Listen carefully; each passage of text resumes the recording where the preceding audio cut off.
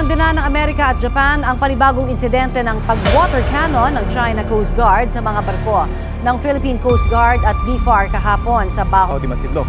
Dahil sa aking pagkakaalam, ito yung unang pagkakataon na nakalapit ng ganito kalapit ang isang barko ng Philippine Coast Guard dito sa Baho de Masinloc. Amid China's continued aggression in the West Philippine Sea, President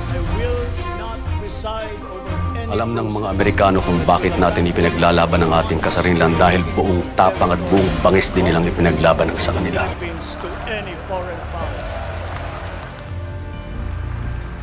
Nasa 200 mamamayan ang inaasahang sasama sa ikalawang civilian mission sa West Philippine Sea sa May 15. Ayon sa atin nito coalition, layo nila na makapagsagawa ng peace and solidarity regatta at makapaglagay ng markers o boya sa Baho de Masinloc o Scarborough Shoal. Kasama rin sa kanilang misyon ang pagdadala ng supplies gaya ng crudo sa mga mangingisda sa area.